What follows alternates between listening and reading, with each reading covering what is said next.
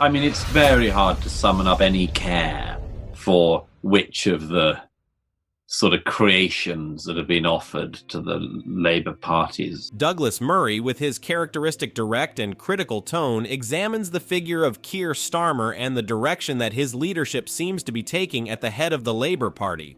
Murray does not hesitate to point out that Starmer is losing sight of the true priorities of British citizens. In his effort to please different sectors, he has opted for issues that alienate the working class, the traditional heart of labor, and seem to reflect a disconnect with the most immediate concerns of the population.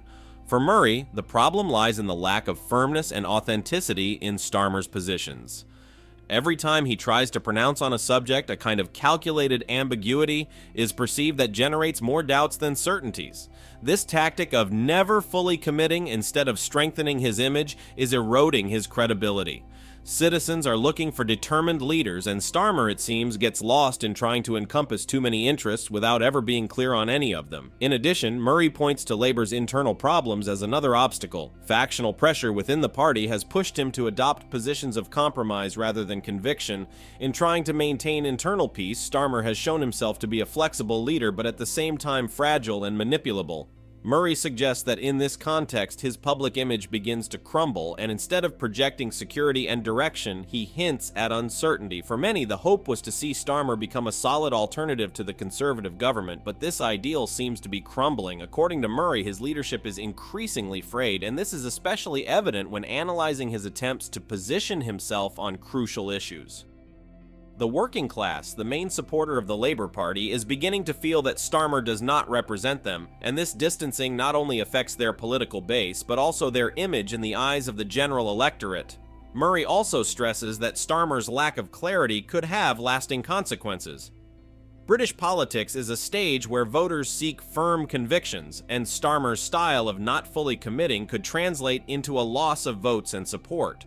According to Murray, this is the price of having built a leadership where complacency comes before firmness, and that inevitably is paid over time. While Starmer has tried to project himself as the defender of the working class and the traditional values of the Labour Party, Murray sees a gap in this aspiration. Instead of reflecting the values of its voters, it has opted for issues that do not connect with its most immediate needs, and this disconnection could cost it dearly in the future. The effort to please everyone without compromising has undermined its authenticity. To improve relations with the EU, we think we can get a better deal than the botched deal that Boris Johnson brought home, and we will work on that, understanding the work that needs to be done and the nature of the challenge, but yes, we do want to improve that relationship. For Murray, Starmer's future as leader of the Labour Party is not promising if he fails to reconnect with his party's base. The electorate needs to feel that their leader understands their concerns, and Starmer's every move seems to distance him further. At a time when the UK is facing complex challenges, leaders are expected to speak clearly and unreservedly, something Murray said Starmer seems unable to do. British voters are facing tough choices, and hesitation over Starmer's leadership could benefit his opponents. In the end, Murray raises the possibility that Starmer is reaching the limit of his leadership, where his own mistakes and questionable decisions will push him off the stage. Murray's analysis is a wake-up call for those who still see Starmer as a solid figure. Can Starmer turn the tide? It's hard to know, but Murray doubts he will succeed in rekindling the confidence of his party and its voters. According to him, without a forceful turn and a genuine reconnection with the working class, Starmer faces an uncertain future. Douglas Murray continues to question Starmer's ability to inspire and mobilize voters, especially when he faces constant criticism about his inauthenticity. For Murray, Starmer has lost sight of what the working class needs, and that is evident in his speeches and actions. Instead of a leader representing the interests of his base, Starmer appears caught up in a political game of compromise, which alienates him from his own supporters and undermines his position in the Labour Party. Murray also discusses how Starmer has been unable to build a strong image in front of his opponents. When he tries to challenge the Conservative government, his words lack the necessary impact to present a serious and solid alternative. This is due, according to Murray, to his constant effort to avoid firm confrontations, which has given him a reputation as an indecisive and disconnected leader, especially at a time when the electorate is demanding changes and firm decisions. This fragility in Starmer's leadership not only affects his image, but also has direct consequences on the internal cohesion of the Labour Party. Murray observes how the party's internal factions have taken advantage of this weakness, questioning its decisions and fragmenting the unity of the movement. In Murray's eyes, the result is an increasingly isolated leader, struggling to find a balance as his party begins to move away from him. Finally, Murray issues a direct warning: if Starmer does not take control of his image and regain the support of his base, he could be signing his premature departure from the leadership. British politics is relentless, and voters quickly lose patience with those who do not demonstrate clarity and determination. I don't want them to live here. I don't want them here. They came under false pretenses.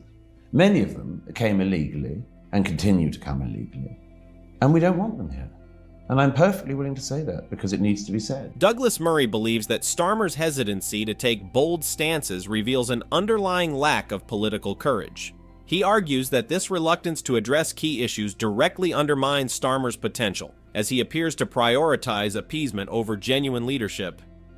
Murray posits that the public sees through this tactic, viewing Starmer as indecisive rather than diplomatic. Furthermore, Murray notes that Starmer's approach risks alienating traditional Labour supporters. The absence of clear direction, he suggests, leaves a void that competitors are eager to fill, especially at a time when British voters crave decisive leadership. In Murray's view, Starmer's current trajectory leads to a dead end where even his most loyal supporters could eventually withdraw their backing if he fails to deliver a clear vision. This is a critical moment for him. Without significant changes, Starmer might soon find himself sidelined, watching as public faith shifts to others who offer conviction and stability.